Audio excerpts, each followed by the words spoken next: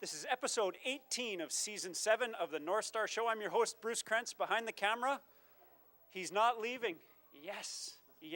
He made up this rumor that he might be leaving so he'd get a bunch of free beer, and then in the end, he stuck around. But glad to have him. Paul Anderson, executive producer, guy who runs the show. Coming up in just a little while, too, our Northstar insider, Stuart Walter, talking to Coach James Buchanan.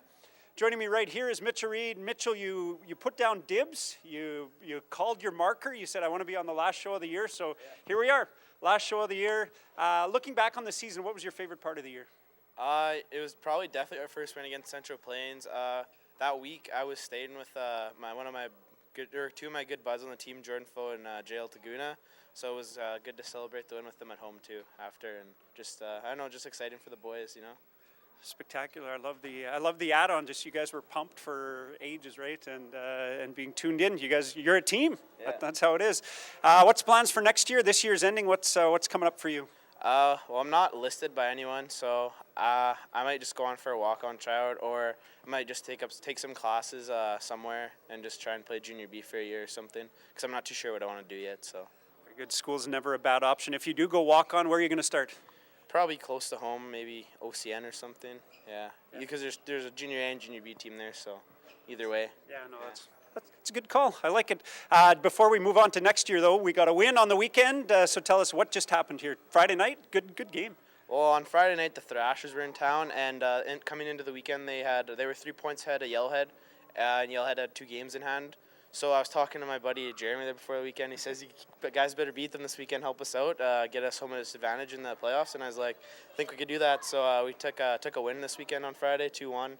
The boys just came to play. The shots were pretty close, and we just capitalized on our chances. And Melsted played a hell of a game. Yeah, no, it was great. Killed off 1 or 2 5-on-3s. There was a couple times where we were in tough and managed to really show up. And what hurt the team a lot this year was just lapses, and there was no lapses in that game, right? Yeah, everything was just stuck well together that game, and it was nice to beat a Winnipeg team. That was also Coach's first win against Winnipeg team in 5 years of coaching, so it was good. He was pretty excited, and former coach Darcy Delier and Jim Brzezowski, a couple of Thompsonites, so I know that felt especially good for the coaches. Yeah, for sure, yeah. It was a good one, and then on Saturday night we didn't get the win, but tell us about that one. Well, on Saturday night I actually thought that we were playing better for the most part, but we just had a couple, like a 5 or 6 minute kind of collapse, I guess, and Winnipeg scored 3 or 4 goals on that, and then other than that, it was they were already ahead by 4 or 5. So then we had a burst where we scored like 3 goals, but we were already down by 5. So yeah, but I don't know, there was some good there. Overall, not a winning season for the Northstars, but do you look back on this year with happy memories, fond memories, good year for you? Yeah, it was definitely a good year for me. I kind of regret not trying out last year too. It was a great year of hockey and met a lot of guys that I never would have met. I mean, I never would have met JL, that's for sure. Yeah. There you go. You missed last year, but no regrets for this year, absolutely. So, Mitch Reed, best of luck next year, wherever you end up. Thanks for a great year here.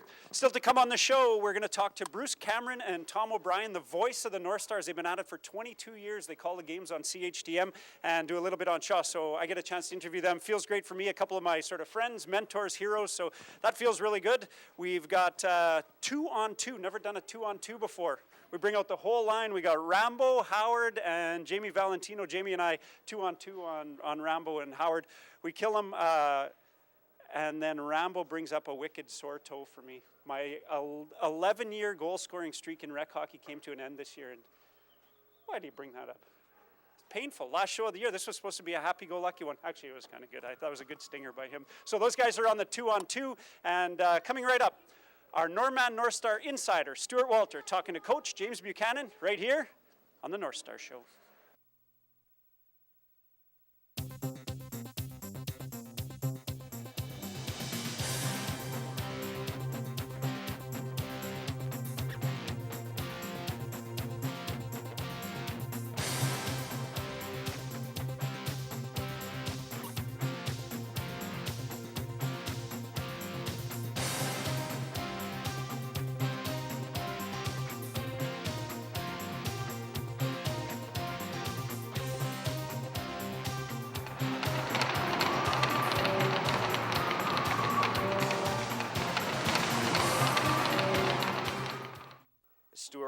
with head coach James Buchanan. You got the win on Friday. Jordan Foe with the game winner, his 7th goal on the power play. He leads the team, only has a 1 goal outside of the man advantage.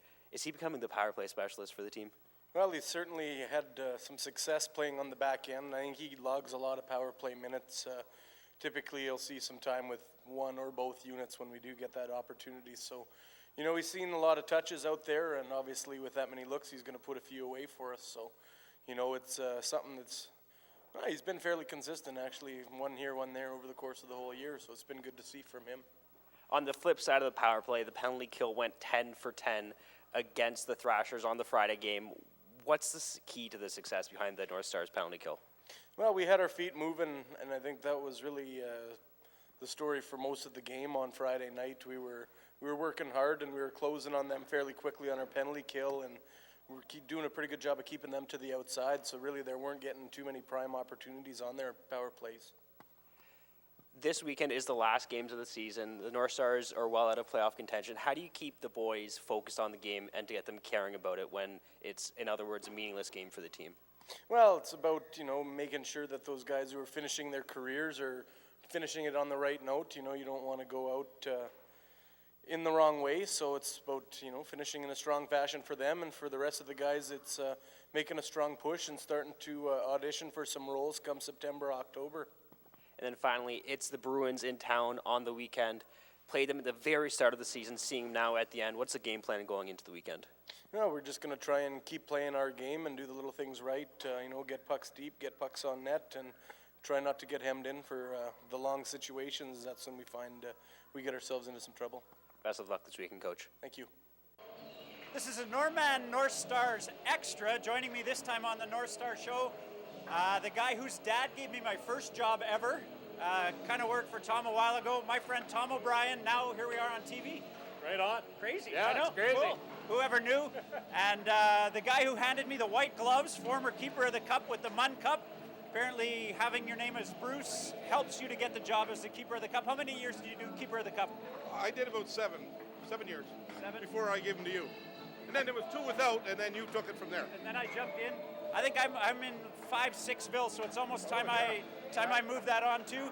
We worked together once here too. We did the alumni game, and one of the most fun games that I've been associated with. Fun night. It was a fun night, and that night Ronald McDonald came, right? Ronald McDonald came that night. So it was really, really added to it. Just in case you thought we were a couple clowns, we brought in a real clown as our intermission guest. Yes, we did. So Tom, you two guys have been doing the North Star broadcast for an awful long time, and we've wanted to get you on the Northstars Show. It took the threat of the show being canceled for us to finally get organized to get you guys on. We got a North Star game that's going to happen here right away. How long have you been doing the games, Tom, and how did you end up with Bruce as the guy on your side? Well, I think actually I started doing it a little bit before Bruce did. I used to come set the equipment up, and I used to have other people that kind of came and would help out, and eventually I said, well, if I'm already here, why don't I just become part of the broadcast? And then one day I was short a play-by-play guy, and I turned around and asked around the rink, and somebody said, well, Bruce could do that for you. So we started, and after that game, I said, Bruce, if you want the job, it's yours. And 19 years later, here we are. 19 years later, you're still doing it. Give us your side of that story. I think it's similar, but you weren't just here to watch the game, so how did this go down? How did you end up in this spot? Well, yeah, it's similar, but well, everybody knows Terry Murray, and Terry, well, voice of the North Stars. Oh, We've yeah. got some good ones. Darcy Delier, who's coaching down here, another good voice. A couple good ones, but nobody as good as Terry. no, Terry was the man. And it was a Halloween night on 1998. It was Halloween. If it hadn't been Halloween, Bruce, I probably wouldn't have remembered it. But seeing it was Halloween, I walked in here, and he said, Bruce, you want to do the game? And I said, well, I'm doing the game in the box. He said, no, go upstairs and do it up there. He asked me if I wanted to do it. Frank Bear, I guess, was here at the time. And so I come up here, and Frank was there, and I shouldered in beside him. And that's where it got a little confusing, because Frank was going to be the play-by-play guy, and I was going to be the color guy. But I had to change that right away, because I always done play-by-play. So I didn't know nothing about doing color. So he was gracious. He said, yeah, go ahead, do it. So took it over for there, and that was 19 years ago. 19 years ago. A little bit of talking over each other, and you got it sorted out. Obviously you enjoy doing this. You've been doing it for 19 years. So why do you do it? Is it the fame around town? Do you like hearing your voice on the radio? Is it the love of hockey? What brings you here once a week? all that big money Tom gives me. I make a lot of money doing this, and no, we do it for fun actually. But Tom has been gracious. But Tom and the CHTM have been really good to me, and I really enjoy doing it. Tom is the professional here, as you know. Paul is here. Tom is the professional, and I just do what I see out there. But I've done this for a long time, and me and Tom now became a little bit of an item. I think we bounce off one another pretty good. A going concern, absolutely. So no formal training, on the job only? You know, any former training I ever got was probably in my backyard doing, you know, like when you're a kid, right? Absolutely. You did it yourself probably. And back home, I'd have a little net in the backyard, and I'd be by myself just doing the play-by-play. Everybody in the neighborhood thought I was nuts at the time. I probably was. Still are. Still are. Never, you know, I never grew out of that, I guess. I never ever thought I'd ever do anything with it until Tom said, want to do it. So then I said, hey, maybe there is some hope after you grow out of your kid years. Absolutely. Till Terry Murray sent you up to the booth. Tom, obviously, I mean, you run the radio station. You've got lots of on-air experience. Had you done anything like hockey games or sports before you jumped into this? No, you know, it's growing up in the north, growing up in Flin Flon, being here for a number of years as well, you kind of get a love for it. And I really like watching these players. Some of them come up when they're 15. They're young. They're a fraction of the size they're ultimately going to be, or the weight. But you watch them progress from one year to the next to the next. And one person that just kind of comes to mind right now is Braden Pollock, who played and gave it his all, but just didn't have the size and the speed and the grit and maybe the intention to really excel. But as he went along, I remember that last half of the last year he was here. All of a sudden, I think he scored more points in the last half of that season than he had in the previous 2.5 years. So it's fun to watch that progression with these young players. I think Braden Pollock's story is one that I love, that I wish every sort of hockey coach could see and hockey parent, because he said he never played a year up in minor hockey. A lot of times he was on the B team or the lower team and then worked his way up.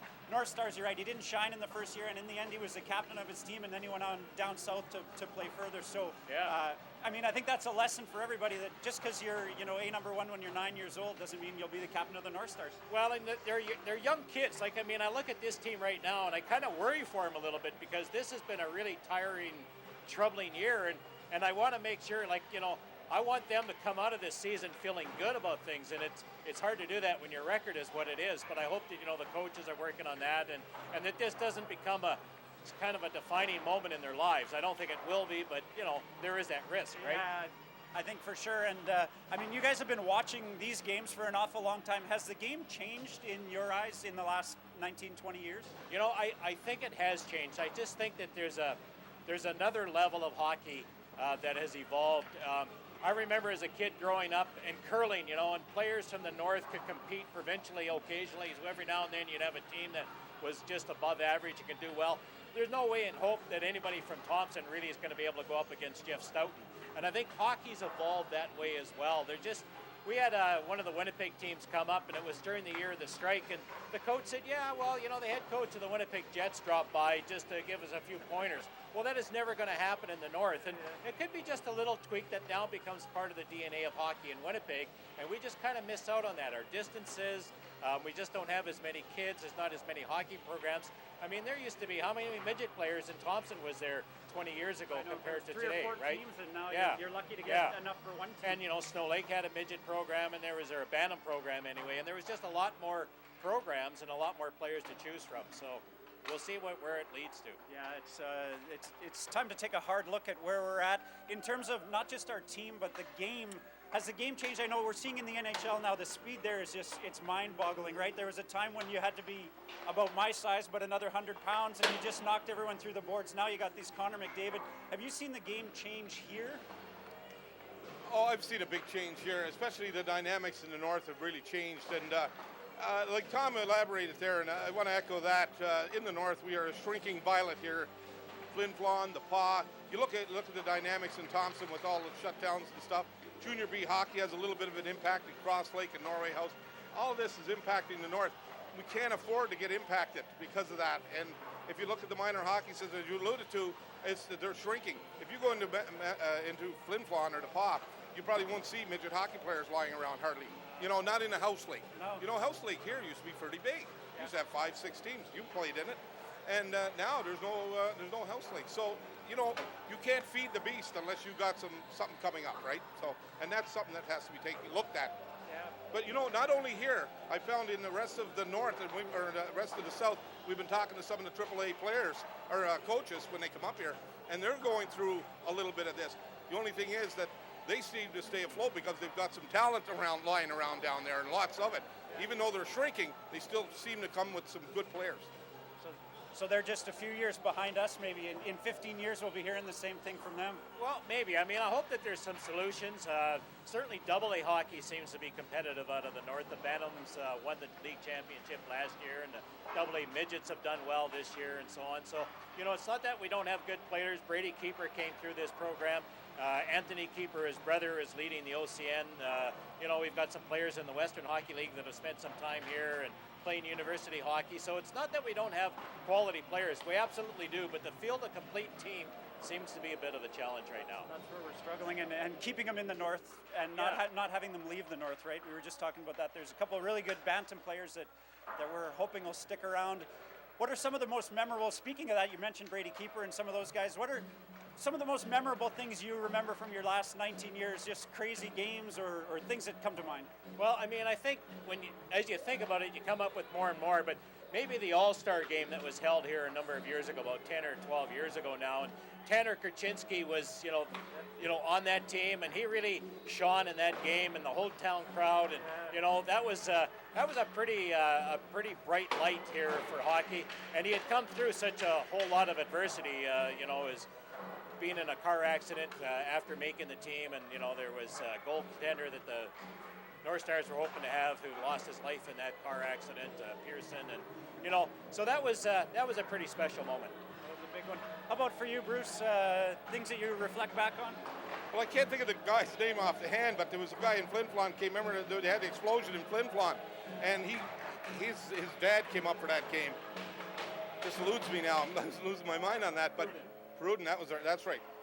Pruden was here. His dad got into a very serious accident in Flin Flon with the mine, or the smelter had that explosion, and he was burned pretty bad. And this was in August. I still remember that, and it was quite a tragic thing. But he said he would be here for the opening of that of the Northstars that year, and it was in October, same as that, every year. But the point of it all was he did make it. He was in rough shape. He came in here. He was here. The puck dropped 30 seconds in. Pruden had the goal. I think he got 2 that night. They won the game. And it was just, you know what? It brought a tear to my eye. It really did. It was Magical. that time. And the other time was when the Warriors, remember we advanced to play the Warriors back in 2000, I think it was around 2001. That was before they went to these 4 teams, three in Winnipeg. But back then they used to have 4 Winnipeg teams. One was the Warriors, and they were a strong team at that time. We won the preliminary first round, moved up to play the best team, which was the Warriors. And we went down there and took 2 games from the Warriors. We had them down 2-1, and Nigel Dawes was on that team. He wasn't too shabby of a hockey player, and they come up here, and we had them. They had us down by 1 late in the game, and it was LaPointe scored the goal. Jeff let a shot go, scored the tying goal, got us in the. Well, it didn't go to overtime quite yet. There was still a minute left, and we took another shot on that goalie from the Warriors, and just about ended their season. Puck bounced around on that crease. He managed to fall on it and save it, but then Nigel Dawes put an end to it there in overtime. They went on to, I don't think they lost another game in the playoffs. They won that series, because they beat us 8-0 the next day. And then they went on to win it all, never lost a game. But we had them on the ropes, but it was an exciting game. Literally within an inch of their lives, and it's exciting to call those. The players have a lot of pregame rituals and routines. You guys, any superstitions? What's the game day routine look like? Do you have spaghetti every time before you come down here? No, I think the biggest thing for me is to try to get here in a little bit in advance in case some of the equipment doesn't work. Takes all the pressure off. I like to come here and watch the warm-ups and kind of just absorb some of the atmosphere. Yeah, but not today. Not today, I guess. And, you know, I usually spend a couple of hours just kind of going through and preparing a few notes and so on, and kind of immersing myself in what the team's been doing and what the league's been doing and what these teams are doing. And that's been my ritual now for the last couple of decades, I guess. Well, and obviously that's not a hassle for you. you've been doing this for a long time, and I'm guessing you enjoy spending a little bit of time surfing around the league, seeing who the players are, staying in touch with this stuff. Yeah, I do, and I feel better knowing that no matter what happens, every now and then a guest doesn't show up, and I have to fill an intermission or something. So that's where that comes in handy, is having a few of those little bits of information. Ron McLean does it, so I just try to be like Ron McLean. I think we all do. And you, pregame routine, Bruce, 6 beers before you come down here just to loosen up a bit? No, That's how the last guy lost his job. yeah. No, I don't think I'd be able to do this if I had 6 beers, or maybe I could, I don't know. No, I'm like Tom there. It's not a before the game thing. Through the week, I'll print some stuff off, and like him, I'll get some notes down to take a look at it and try to get some of that pronunciation down. And that's a key thing. I always found that there's nothing worse than listening to your name being. And I do enough of that. I can do that easily, but I try to talk to the coach before and get the names proper as I can. But sometimes you get tied up and twisted around in your tongue there. But you do what you can. You do the best you can. Sometimes it comes out good, sometimes not so good. As you know, much Guggenheim. Remember that name? I'll never forget that, but I practiced it 10 times before I had to say it at the opening day that was a tough thing. name. That was a tricky one. Quickly shortened down to Henry Much. Yeah.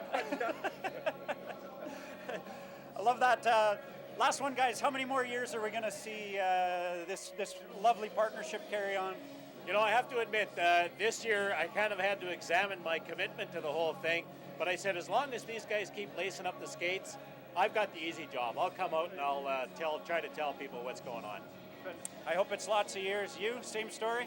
Well, as long as Tom, every year, I just say, Tom, are we on? Tom says, yeah, we're on. So as long as he keeps saying, yeah, you're still here. Because everybody asks me, says, are you doing the game next year or that? I said, well, I haven't got fired yet. I got no emails yet. So until Tom says it's over, I guess. Or I leave town or go in the box, one of the two. I know with the Northstars Show, we're always scared we'll get canceled, but luckily Tom's the boss. So who cancels themselves? This is not going to happen. My wife. Yeah, that's, when Sue says it's over, it's over. You should stay in touch with her instead. That's a Norman Northstar extra. Guys, it took 7 years to do it this time. Can we get a commitment to do it again a little sooner? All right, good job. All right, thank you. Tom O'Brien, Bruce Cameron, right here on the Northstars Show. First one ever, we're doing a 2-on-2 here on the last episode of the Northstars Show. Joining me, these guys played on a line this year and found a little bit of chem. Sheldin Howard, Jamie Valentino, Hunter Rambow. Jamie and I are going to pick on these two guys. Just before we do, though, fellas, give me your highlight of the season. So we're heading into the last weekend. It doesn't look like we're going to get to playoffs. We'll see when the season ends, but could well be it. So season highlights so far. Like what I've done? Sure. I think when I scored 2 goals against Brandon, my first goal, so that was good. You always remember the first one. Jamie? Our first win, definitely.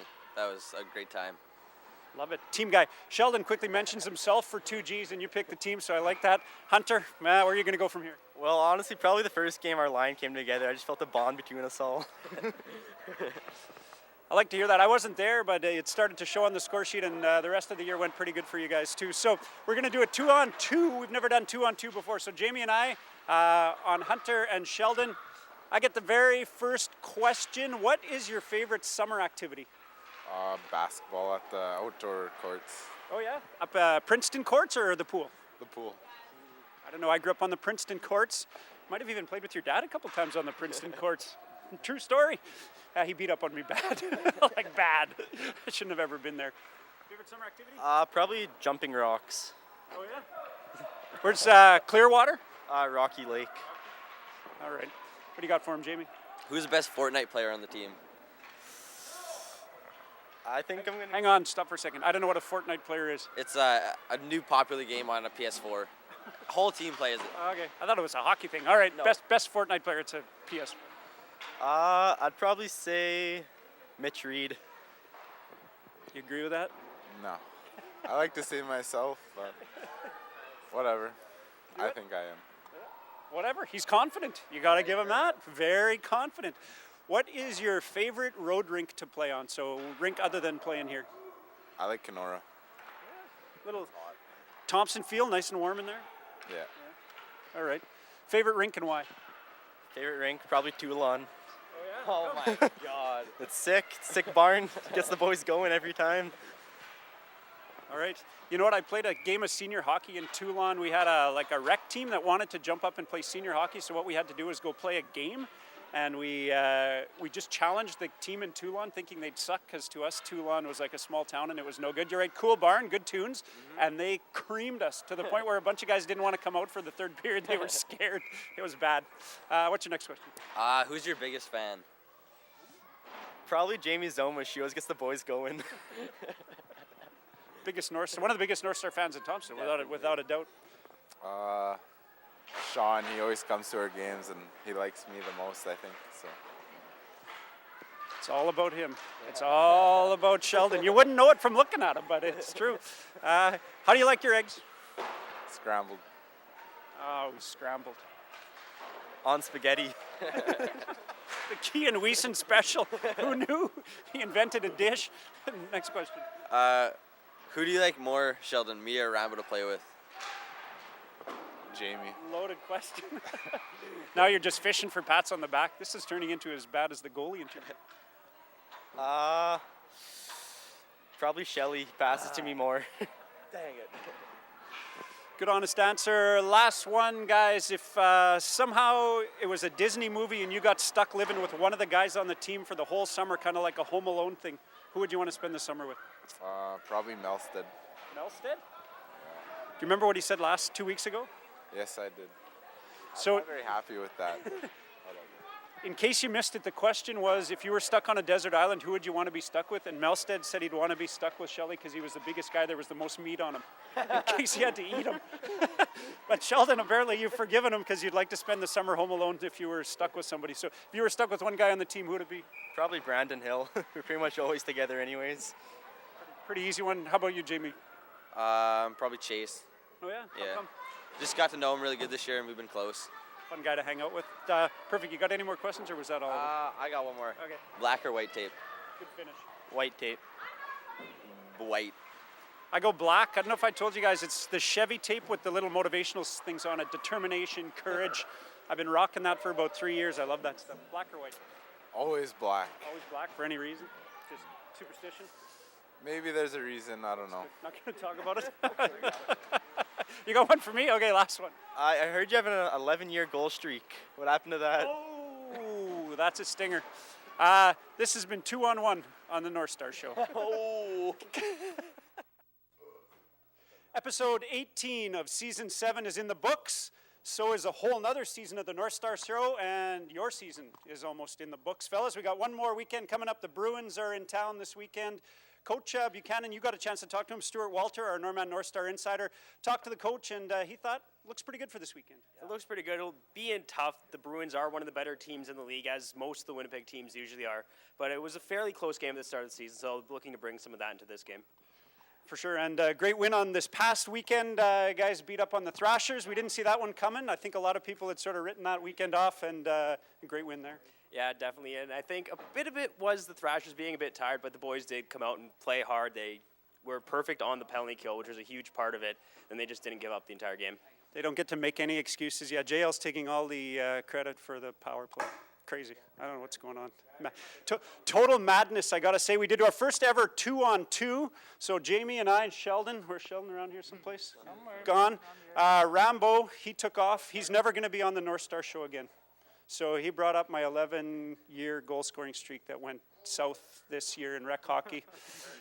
Yeah, Murphy ratted me out, and so I was kind of salty for a couple days. It was a good question by him, actually. That 2-on-2 was really fun, though. We'll have to, maybe we'll bring that back if we get renewed next year. It's looking good. Paul's back. For a while, it looked like maybe he wouldn't be back, but that's looking good. So I think season 8, it's coming up. Definitely. As long as Paul's here, we're here. Yeah, we'll show up. Yeah, big round of applause for Paul. Let's. Hey! And we talked to Tom O'Brien and Bruce Cameron, who are the voice of the Northstars and a bit of an inspiration, especially for me, having been around town. But you get to work with Tom, and you see those guys, they're dynamite. Yeah, absolutely. They're about as good as it gets. And so great talking to them about sort of how Bruce Cameron ended up on the show and just what's going on there. So awesome year, guys. Mitchell Reed was on the opening, too. He called his number. He wanted to be on the opening, got on there, did well. Next year, watch for him on a Junior A club coming to your town soon, I think. Something like that. Great season, boys. We'll see some of you next year. And if not, well, best of luck. All right, boys, that's it. This is a Northstar Show.